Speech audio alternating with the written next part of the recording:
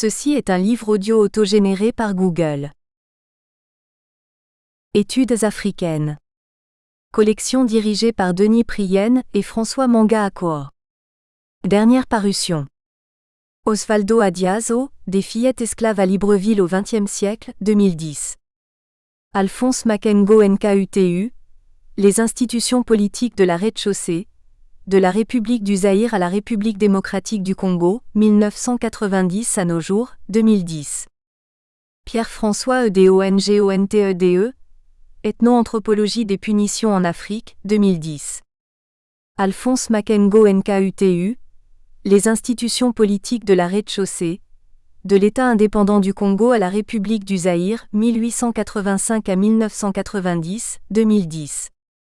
Gaston Mbembandoumba, Transport urbain public et privé au Congo, enjeux et pratiques sociales, 2010. Taïrouba, Mali, Le procès permanent, 2010.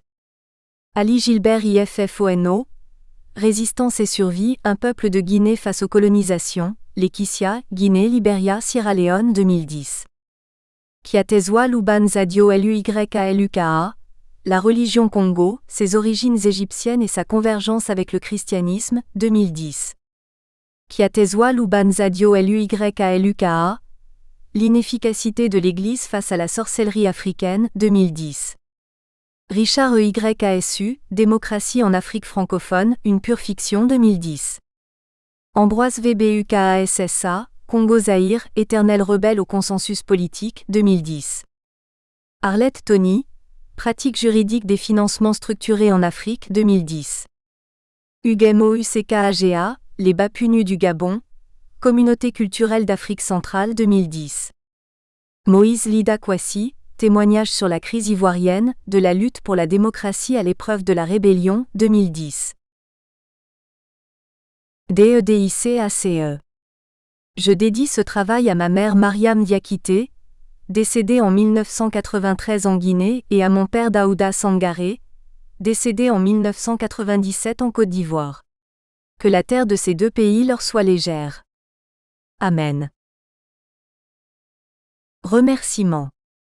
Il s'adresse en premier lieu à messieurs Philippe Jouve et Alain Bonnasieux, pour avoir dirigé mes travaux de recherche qui ont abouti à l'édition de cet ouvrage. J'adresse aussi mes remerciements à l'ensemble des membres du laboratoire dynamique rural de l'Université Toulouse-Le Mirail et à mes professeurs de l'Université de Conakry. Mes remerciements vont également aux nombreuses personnes qui ont su m'apporter leurs aides et conseils. Parmi ceux-ci, figure M. Sanzi Kaba Diakité, directeur d'Harmattan Guinée. Enfin, je ne saurais terminer sans témoigner de ma reconnaissance envers mon épouse Sangaré Marie-Christine pour le soutien et l'aide apportés pour l'édition de cet ouvrage. Sigle. BM, Banque mondiale. CAOPA, Centre d'appui aux organisations professionnelles agricoles. CFD, Caisse française de développement.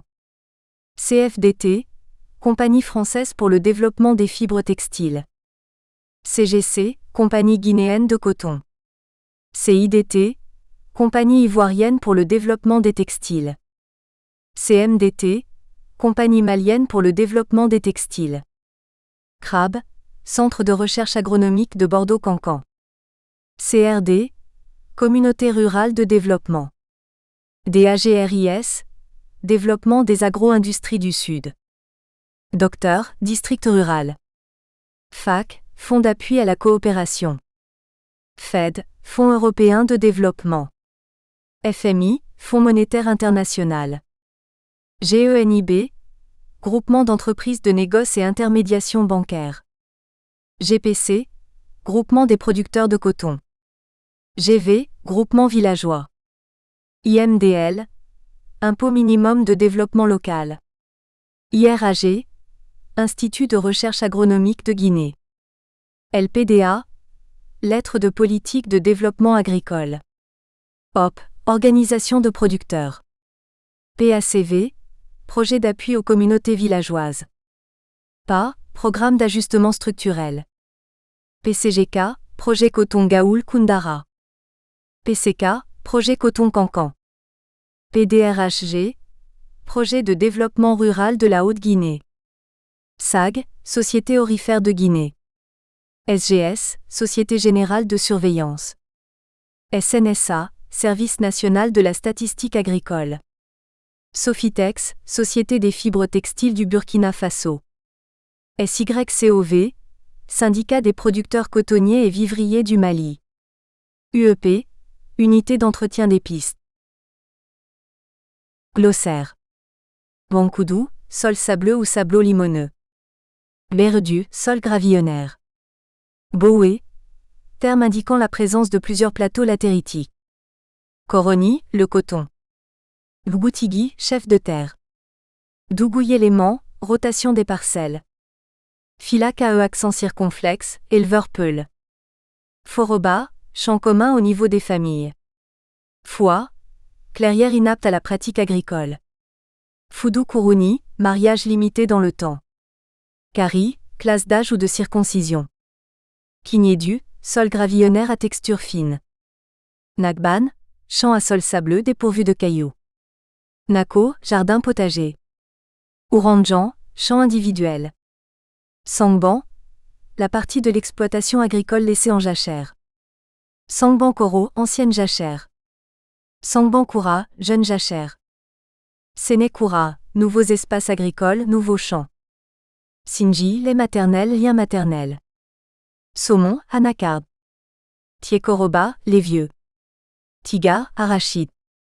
Ton groupe de travail. Tonkansigi est l'adjoint du chef du groupe de travail. Tonkuntigi, chef du thon. Ouéré, enclos où sont parqués les bœufs. Yéreyé, liberté ou indépendance. PREFACE. Alain Bonacieux. Philippe Jouve. La production du coton et l'organisation de la filière ont donné lieu à de nombreuses études dans les pays d'Afrique de l'Ouest comme le Burkina Faso, le Mali ou le Bénin, où cette production occupe une place centrale dans l'économie de ces pays. En revanche, en Guinée, le caractère récent et la modestie de la production ont fait que cette filière de production y a été peu étudiée. C'est un des mérites de l'ouvrage d'Omar Sangaré que de pallier ce déficit d'information. Mais il présente surtout l'intérêt d'apporter une contribution significative au débat très actuel sur les modes d'encadrement des filières coton et des sociétés paysannes, dans les pays du Sud. Il permet aussi d'appréhender les problèmes de développement en Haute-Guinée, vaste région de savane frontalière du Mali et de la Côte d'Ivoire, peuplée majoritairement de Malinké, dotée de potentialités insuffisamment exploitées et affectée par une forte pauvreté. La réalisation de cet ouvrage marque l'aboutissement d'une recherche de plusieurs années sur l'évolution de la filière coton guinéenne, qui a donné lieu à la soutenance en décembre 2007 d'une thèse en géographie co-encadrée au sein de l'UMR Dynamique Rurale de l'Université Toulouse-Le Mirail par Alain Bonacieux, chargé de recherche dans cette UMR, et Philippe Jouve, professeur à l'IRC de Montpellier-Supagro. Pour mener à bien son étude sur l'évolution historique des dispositifs d'encadrement et leurs impacts, Omar Sangaré a fait preuve de beaucoup de ténacité pour surmonter les contraintes matérielles auxquelles il a été confronté. La problématique de la thèse a dû être remaniée à plusieurs reprises suite à l'évolution du contexte. Ces recherches ont commencé au terme d'une période au cours de laquelle la production a connu une forte progression, dans le cadre d'une approche intégrée d'appui à la culture du coton. Cette dynamique s'est ensuite inversée, du fait d'une politique de libéralisation de la gestion de la filière basée sur le clientélisme et aussi de la diminution de compétitivité du coton africain face à la concurrence de production subventionnée, notamment celle des États-Unis. Le travail est fondé sur une bonne connaissance des travaux scientifiques, sur la question de l'évolution des modes d'encadrement de la production cotonnière. Les recherches de terrain faites avec des moyens limités ont été judicieusement menées et exploitées. L'exploitation de nombreux documents de projet et des études techniques faites par ces projets a compensé la faiblesse des travaux de recherche sur le coton en Haute-Guinée. L'approche historique choisie permet de bien rendre compte des discontinuités de l'histoire du coton en Haute-Guinée. La caractérisation des différents modes d'encadrement depuis la colonisation jusqu'aux années 2000 est approfondie.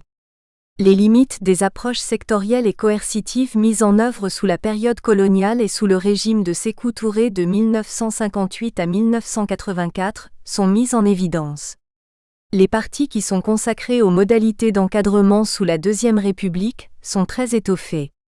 Les comparaisons qui sont faites entre d'une part les différents systèmes intégrés mis en place dans le cadre du PDRHG et du PCK entre 1986 et 2000, et d'autre part entre ces systèmes et les insuffisances de celui qui a cours avec la privatisation de la filière après 2000 sont riches d'enseignements. Pour expliquer l'évolution de la production cotonnière, Oumar Sangaré met particulièrement l'accent sur les différentes modalités d'appui à la promotion du coton, mises en œuvre par les structures d'encadrement et leur rapport avec les systèmes de production adoptés par les agriculteurs. La cohérence entre les objectifs exogènes de l'encadrement et ceux endogènes des producteurs, dont l'importance dans les processus d'innovation a été mise en exergue par de nombreux chercheurs, est selon Sangaré un des facteurs clés de l'adhésion des paysans au coton. Il ne sous-estime pas pour autant l'influence des dynamiques externes, notamment des mutations de l'environnement global sur l'évolution de la production cotonnière. Ainsi dans l'ouvrage, sont évoqués le manque de cohérence des politiques de développement en Guinée depuis l'époque coloniale, la place souvent trop réduite qui est dévolue à l'agriculture par rapport aux richesses minières dans la production de ressources pour le pays, enfin l'incidence de l'instabilité des prix du coton sur le marché international. L'ouvrage fournit de nombreuses informations qui rendent compte des spécificités de la situation du coton en Haute-Guinée. Les différents itinéraires techniques sont décrits, la place restreinte qu'occupe le coton au sein des exploitations, 0,25 hectares à 0,50 hectares est caractérisée. On voit que l'extension des productions est limitée dans l'espace, la plus grande partie étant localisée dans les zones de Mandiana et de Souiguiri au nord-est de la Haute-Guinée, où les conditions agroclimatiques sont plus favorables et la pression foncière réduite. Bien que la production n'ait jamais dépassé les 40 000 tonnes, Oumar Sangaré nous montre, en utilisant les témoignages de nombreux producteurs que pendant les années 1990, le coton a joué un rôle important dans le développement d'une région enclavée, à l'économie faiblement monétarisée, confrontée à des difficultés aiguës de communication à cause du manque de routes praticables. Le rôle qu'ont exercé les approches intégrées mises en œuvre par le PDRHG1, et surtout le PCK2, au cours de cette période est bien mis en évidence. La diversité des services qui ont été fournis aux producteurs dans le cadre de celle-ci, et l'assurance qu'ils avaient de pouvoir vendre leur coton à un prix garanti, ont entraîné une hausse notable des productions et une amélioration des conditions de vie. Sur le plan technique, les conseils prodigués avec l'aide de paysans formés ont favorisé une amélioration des méthodes de production.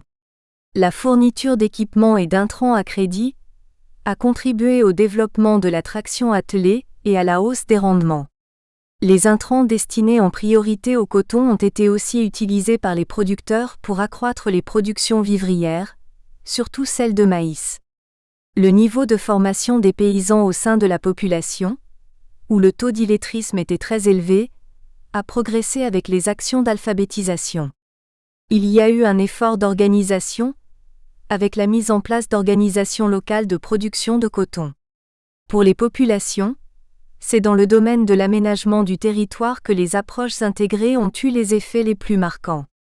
La construction de routes et de pistes pour évacuer les productions a permis de relier de nombreuses zones rurales qui étaient isolées, ce qui a dynamisé le commerce.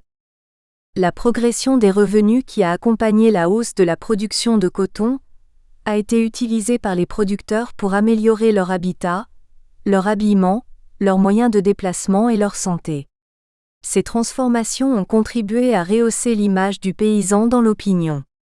Par ailleurs, les ristournes accumulées par les groupements les mieux organisés ont souvent servi à construire des infrastructures communautaires. À la différence de nombreux rapports d'expertise qui se focalisent sur les actions des structures d'encadrement pour analyser les processus de développement, Oumar Sangaré s'est intéressé au rôle déterminant qu'exercent les interactions entre les services fournis par les structures d'appui et les dynamiques sociales endogènes dans l'adoption d'innovations. Ainsi, il nous montre que c'est la conjonction entre la possibilité d'accéder à des intrants et des équipements à crédit, et un souci d'autonomisation des cadets au sein des exploitations qui a été un des facteurs clés de l'augmentation du nombre des producteurs de coton. Un grand nombre de jeunes en position de dépendants vis-à-vis de leurs aînés au sein des exploitations familiales ont profité des opportunités offertes par le PDRHG et le PCK en matière d'accès à des intrants et des équipements pour prendre leur indépendance et fonder leur propre unité de production. Toutefois, les objectifs des producteurs et ceux des structures d'encadrement n'ont pas convergé au point d'entraîner un accroissement considérable de la production. Pour expliquer la place modeste occupée par le coton dans les exploitations agricoles, Oumar Sangaré met l'accent sur le caractère opportuniste des stratégies paysannes. Dans la majorité des unités familiales, où l'autosuffisance alimentaire constitue une priorité, l'adhésion des paysans au coton a été souvent motivée par l'accès à des intrants et des équipements à crédit qui ont été utilisés pour améliorer les productions vivrières. Le terme habile de détour stratégique est employé pour qualifier ces stratégies. Mais la prévalence des logiques d'autosuffisance n'est pas la seule cause du caractère restreint de la production cotonnière. Elle s'explique aussi par les exigences des itinéraires de culture, les aléas de la pluviométrie, la hausse des prix des intrants et l'irrégularité des prix d'achat du coton réduisant les marges perçues par les producteurs. À cause de ces facteurs, le coton a été souvent perçu comme une culture moins rentable que certaines productions vivrières mais permettant l'accès aux intrants, aux conseils et génératrice de revenus monétaires. Cette fragilité de la place acquise par le coton dans les systèmes de production est apparue lors de la privatisation de la filière qui a été conduite de façon précipitée et sur des bases clientélistes. Il s'est avéré qu'en l'absence d'un partenariat entre une structure comme Dagri, ex-compagnie française de développement des textiles, spécialisée dans l'appui aux filières cotonnières africaines, l'État guinéen et des organisations de producteurs représentatives, la pérennité de la filière coton ne pouvait être assurée dans une région où son développement était récent et dans un environnement international caractérisé par la fluctuation et la baisse du prix du coton. La nouvelle société à qui a été rétrocédée la filière coton, faute de moyens et de bonne gestion, n'a pas été en mesure d'assurer la fourniture d'intrants et la collecte de la production, ce qui a provoqué un effondrement de la production. Ni les pouvoirs publics, pour lesquels la production du coton ne représente pas un enjeu important, à cause de la faiblesse des ressources qu'elle procure à l'État, ni les organisations de producteurs, dont la compétence pour la plupart ne dépasse pas l'échelle locale, ne sont réellement intervenus pour redresser la situation. Face à cette carence, les sociétés rurales ont cherché à s'adapter. À la place du coton, elles ont développé des productions vivrières telles que l'arachide, l'igname et dans une moindre mesure la noix de cajou à partir de la culture de l'anacarde, manifestant ainsi leur capacité de résilience. Mais, la croissance de ces spéculations est fondée principalement sur des logiques de profit individuel à court terme et à une incidence limitée en matière de construction territoriale. Le désengagement de l'État et le retrait des organismes d'encadrement parapublics se sont accompagnés, comme dans l'ensemble de l'Afrique de l'Ouest, d'une extension du rôle des ONGs et des organisations autonomes de producteurs. Mais comme le montre l'ouvrage de Sangaré, leurs interventions ont un impact local et sectoriel et ne sauraient pallier les insuffisances des interventions de l'État et de ses services dans la région. Ainsi, le cas de l'effondrement de la filière coton en Haute-Guinée fournit une illustration supplémentaire des dégâts provoqués par la politique de libéralisation imposée aux États de la région au cours des dernières décennies, et par une privatisation peu soucieuse de l'intérêt général. Introduction générale. Le processus de production moderne du coton en Guinée, à des fins commerciales et industrielles, est relativement récent comparé à celui de certains pays d'Afrique de l'Ouest comme le Mali, le Burkina Faso ou la Côte d'Ivoire. Dans ces pays, l'historique de la production à grande échelle du coton remonte au début de la colonisation avant de connaître un essor au lendemain des indépendances nationales à partir de 1960 sous la supervision de la Compagnie française pour le développement des fibres textiles, CFDT, aujourd'hui renommée GEOCOTON. En Guinée, des expériences de production moderne du coton ont été initiées durant la colonisation et les premières années du régime socialiste de Sékou Touré.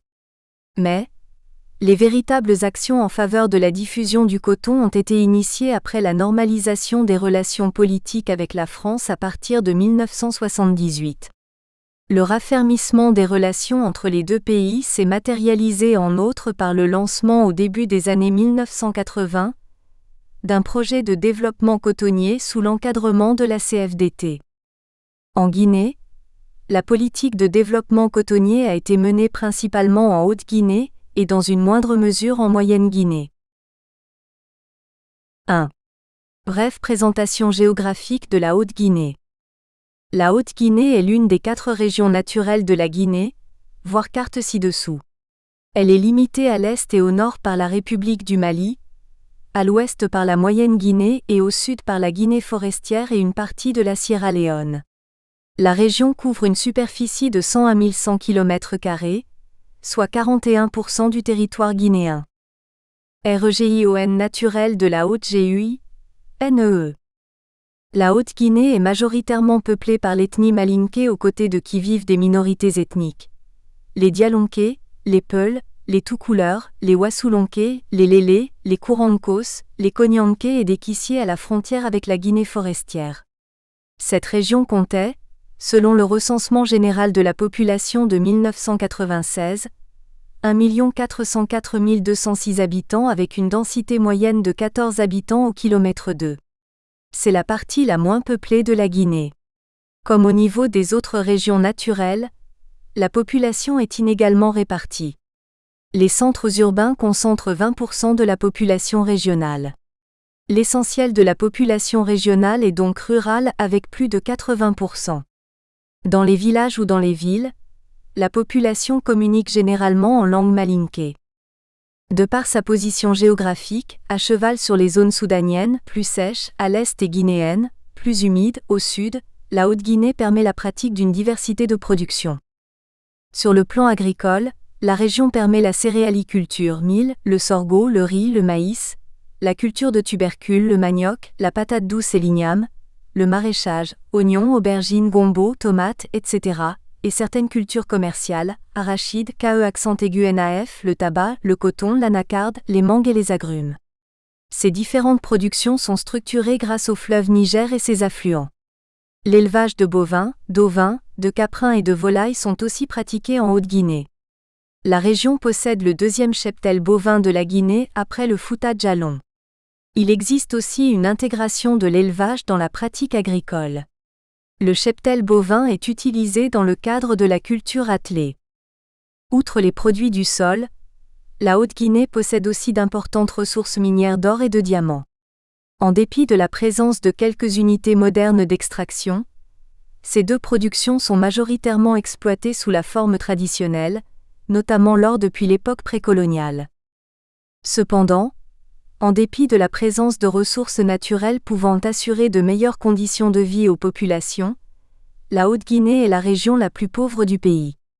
La pauvreté est plus perceptible en zone rurale qu'en zone urbaine. Face à cette situation, des politiques de développement rural ont été initiées depuis l'indépendance de la Guinée en 1958. Globalement, ces différentes interventions du pouvoir central se sont soldées par des échecs. Néanmoins, à partir de 1985, la production cotonnière est apparue comme une expérience singulière dans ce sombre tableau de l'action publique. 2. La problématique de la production cotonnière en Haute-Guinée. Comparé à la situation cotonnière du Mali et du Burkina Faso où le niveau de production oscille entre 200 et 600 000 tonnes de coton-graines, la production de la Guinée est assez limitée car elle n'a jamais atteint le seuil de 50 000 tonnes. Le coton représente selon l'OCDE 2006, 30% des exportations totales au Bénin et au Mali contre 56% au Burkina Faso. Cette situation est différente en Guinée où près de 90% des recettes sont fournies par l'exportation des produits miniers comme le diamant, l'or et surtout la bauxite. Si le coton occupe globalement une place marginale dans l'économie guinéenne, par contre en Haute-Guinée, cette culture a été introduite pour servir de vecteur du développement des zones rurales à l'image de ce qui a été fait dans les espaces de savane du nord de la Côte d'Ivoire ou du sud Mali. Le processus de diffusion du coton en Haute-Guinée a connu 3 principales formes d'encadrement. les expériences de production sectorielle avant 1985, la production intégrée de 1986 à 1999 et la privatisation de 2000 à 2007. L'évolution de la production cotonnière a connu d'importantes fluctuations, du fait de ces différents modes d'encadrement. À ce sujet, notons que cette situation n'est pas due uniquement aux encadrements par le haut, mais aussi par ceux que se donnent les sociétés rurales au niveau de l'organisation de leurs activités et des espaces où les gens vivent. La diffusion du coton dans les zones rurales de Haute-Guinée est ainsi liée aux choix individuels de chaque exploitation agricole mais aussi aux actions initiées par les structures d'encadrement au sein de politiques nationales agricoles, fortement orientées par des bailleurs de fonds étrangers comme la Banque mondiale et la coopération française. La compréhension des transformations engendrées par le coton passe ainsi par la prise en compte des interventions de l'ensemble des acteurs, extérieurs et endogènes, dans le processus de diffusion de cette culture dans la région. Pour analyser les différentes périodes d'encadrement de la production cotonnière et leurs impacts en Haute-Guinée, notre démarche méthodologique est de type diachronique, axée sur les recherches documentaires et des enquêtes de terrain. Les recherches documentaires ont porté sur les documents techniques réalisés par les structures d'encadrement de la production, rapports de campagne, de mission, de stage, etc. Cette recherche a montré qu'à part des mémoires d'études et des rapports de mission, très peu de travaux ont porté sur la production du coton en Guinée, contrairement à certains pays cotonniers d'Afrique de l'Ouest comme le Mali, la Côte d'Ivoire, le Burkina Faso ou le Sénégal. L'analyse des travaux menés au niveau des autres zones cotonnières d'Afrique de l'Ouest et du Centre a permis de relativiser les conclusions fournies par l'encadrement de la production cotonnière en Haute-Guinée et de mieux circonscrire notre objet d'étude. Dans la réalisation de cet objectif, j'ai entamé des enquêtes de terrain d'une part pour vérifier la pertinence des données contenues dans les rapports de la CFDT, et d'autre part pour avoir des informations auprès d'un ensemble d'acteurs diversifiés. Pour collecter les informations sur le terrain, j'ai effectué 2 voyages d'études en Guinée d'une durée totale de 3 mois. Ces séjours ont permis de mener des enquêtes à Conakry et dans 3 préfectures de la Haute-Guinée, Kankan, Mandiana et Sigiri. Il me semble aussi important d'indiquer que ma connaissance antérieure de la zone cotonnière a facilité mon travail de recherche. En effet, en plus d'être originaire de la Haute-Guinée, j'avais déjà réalisé des enquêtes sur la thématique de la production cotonnière dans le cadre de mémoires de maîtrise et de DEA. Pour le diplôme de maîtrise de géographie en 2001, grâce à une bourse de la francophonie, j'avais pu mener des enquêtes sur les facteurs d'évolution de la culture cotonnière en Haute-Guinée. Ces recherches antérieures et le fait que je vienne de la région m'ont permis de percevoir les mutations sociales et culturelles liées au développement du coton. Ce lien au territoire a ainsi favorisé des relations de proximité avec ma thématique de recherche et contribué à orienter mon analyse au-delà des aspects techniques et économiques mentionnés dans les rapports d'activité des structures d'encadrement ou évoqués lors des entretiens. Cet ouvrage commence par une première partie qui présente les différents modes d'encadrement de la production cotonnière jusqu'en 2007. Dans cette partie, l'analyse est portée sur les modalités de structuration et les niveaux de production atteints dans chaque période d'encadrement.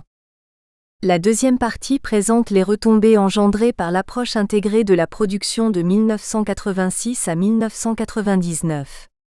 Cette période d'encadrement est apparue comme la plus importante avec des mutations sur le plan agricole, économique, social et dynamique territoriale. Enfin, la troisième partie expose les mutations socio-économiques qui ont vu le jour en Haute-Guinée dans un contexte de crise de la production cotonnière à partir de 2000. Dans cette partie sont décrites les stratégies paysannes et les actions menées par le gouvernement guinéen pour relancer la production cotonnière. Première partie, les modes d'encadrement de la production cotonnière en Haute-Guinée. 3 principales approches de la production cotonnière ont été initiées dans la région. Il s'agit de la production sectorielle, menée essentiellement sous le régime socialiste de Sékou Touré, de l'approche intégrée de 1986 à 1999 et de la privatisation de 2000 à 2007. Chapitre 1 : L'encadrement sectoriel. Des tentatives de mise en place d'une politique nationale en faveur du développement de la culture du coton ont été menées durant la colonisation française et sous le régime de Sékou Touré. Mais, avant de présenter les actions initiées sous ces deux périodes, notons que le coton n'est pas en soi une culture nouvelle en Haute-Guinée. Sa présence dans la région remonte à l'époque précoloniale. 1. La production cotonnière avant la colonisation. Le coton n'est pas une culture étrangère à la Haute-Guinée. Selon Kizerbo 1978-4, l'existence du coton dans la région remonte au-delà de la période de l'Empire du Mali. Il rapporte une tradition orale selon laquelle l'empereur Soundiata Keïta se préoccupa beaucoup des choses de la terre. C'est lui qui aurait introduit ou développé la culture du coton. L'explorateur français René Caillé, selon Devey 1997-5, identifiait aussi la présence de cotonniers dans les exploitations agricoles des Peuls du Wassoulou en ces termes. Lors des premières pluies, ils sèment des cultures autour de leurs petites habitations comme le maïs. Quand cette culture est en fleurs, ils mettent du coton entre les tiges. Comme le rapporte Monnier, 1971, le cotonnier était assez souvent présent dans les associations culturales dans les régions de savane d'Afrique de l'Ouest. Il était cultivé aux abords immédiats des villages ou dans les jardins potagers, près des habitations. L'espèce de coton la plus fréquente était le Budi punctatum. C'est une race rustique, résistante et peu exigeante. Elle avait par contre des fibres courtes, grossières et un rendement relativement faible puisqu'elle atteignait à peine 100 kg par hectare, dans les parcelles les plus privilégiées. L'égrenage de la fibre du coton était facilité par le fait que la graine est nue, et que le poil n'est pas attaché à la graine. Déposée sur une pierre et roulée avec un bâton, les artisans locaux chassaient la graine par le simple mouvement de va-et-vient du bâton. La fibre était alors cardée puis filée par les femmes, âgées le plus souvent, puis tissée par les hommes en bande. Ces hommes sont appelés tisserands.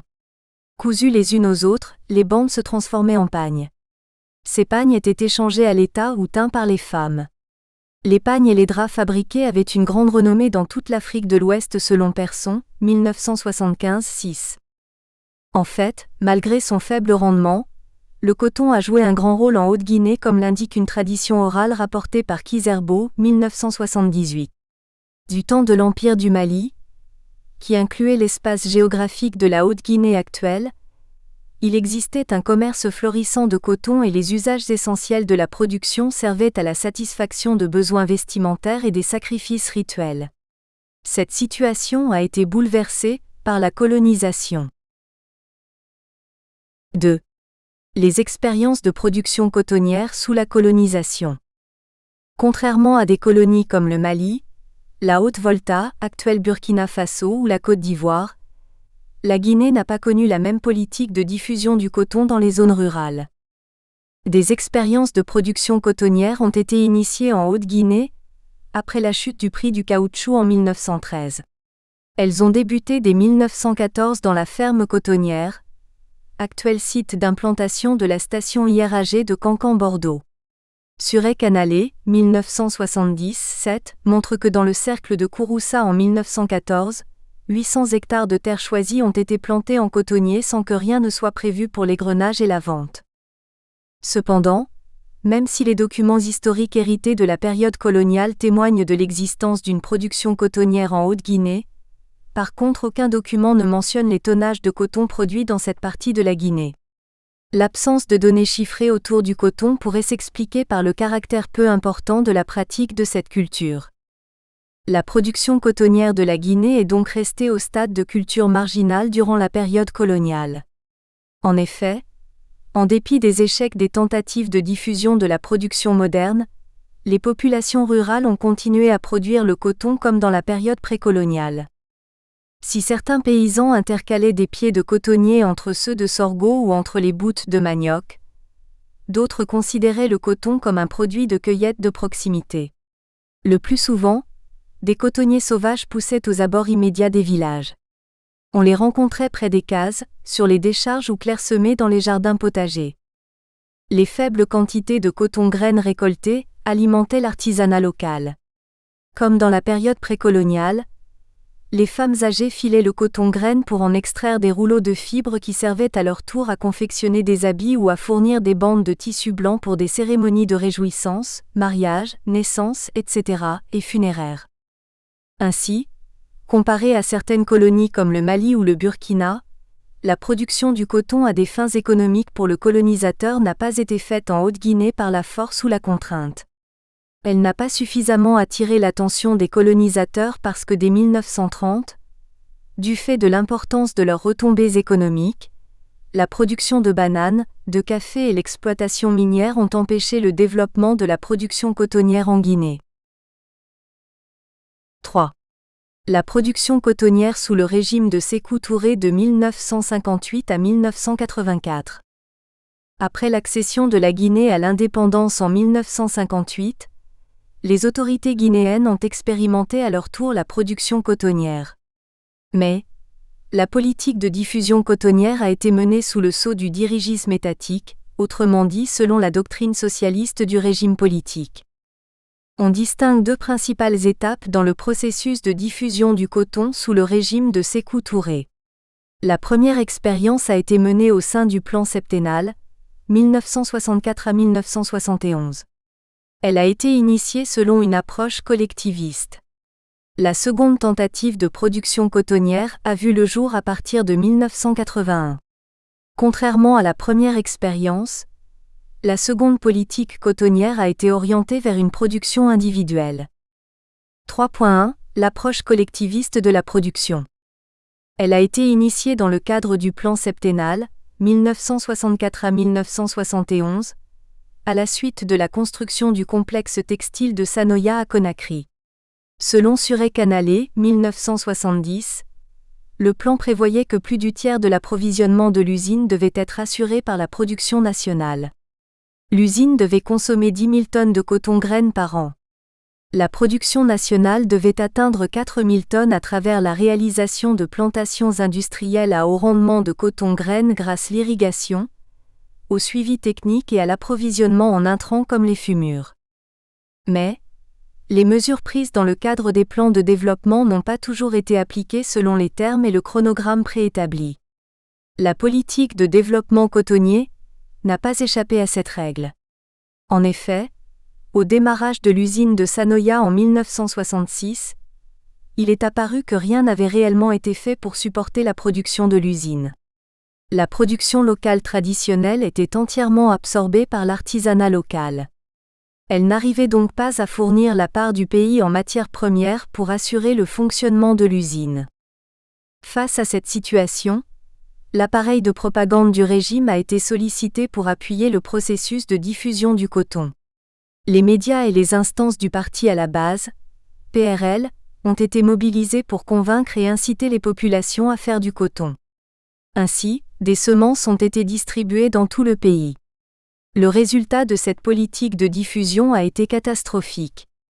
Quelques dizaines de tonnes ont été recueillies selon Suré Canalé, 1970. Pour lui, il y a eu des échecs parce que les responsables de la diffusion cotonnière n'ont pas tenu compte des conditions spécifiques de la culture du coton. En effet, le coton est une culture exigeante qui se développe favorablement dans les régions dotées d'une pluviométrie moyenne et d'un bon degré d'ensoleillement. En outre, les parcelles cotonnières requièrent un entretien régulier et le respect d'un itinéraire technique, notamment le recours à la fertilisation minérale ou organique et au traitement phytosanitaire pour lutter contre les attaques des ravageurs ou certaines maladies du cotonnier. Rien n'a été fait dans ce sens dans la politique du développement du coton. Les régions naturelles très humides comme la Basse-Guinée et la Guinée forestière se sont révélées être inaptes à la culture du coton. En Moyenne-Guinée, les rendements ont aussi été insignifiants. Seule la Haute-Guinée, avec son climat, est apparue comme étant la région qui offrait les meilleures conditions pour la culture cotonnière. Tirant les leçons de cette politique cotonnière, étendue à tout le territoire national, les autorités en charge du secteur agricole ont limité l'expérience de diffusion du coton à la Haute-Guinée, tout en veillant à ce que l'insertion de la culture cotonnière dans le calendrier agricole ne nuise pas au riz. Chaque comité politique sous la supervision du PRL a été mandaté pour réaliser des parcelles collectives de coton. Chaque famille était contrainte de participer à la réalisation et à l'entretien des parcelles de coton. Le travail sur le champ du comité se faisait donc par l'investissement humain. Cela ne plaisait pas aux populations rurales car une fois par semaine ou par mois, suivant l'évolution des cotonniers, les chefs d'exploitation agricole étaient obligés d'envoyer un membre de la main-d'œuvre familiale sur le champ collectif. Cet investissement humain était une contrainte car la famille qui refusait de participer à la production collective était taxée de famille rebelle, ne souhaitant pas la survie du régime socialiste.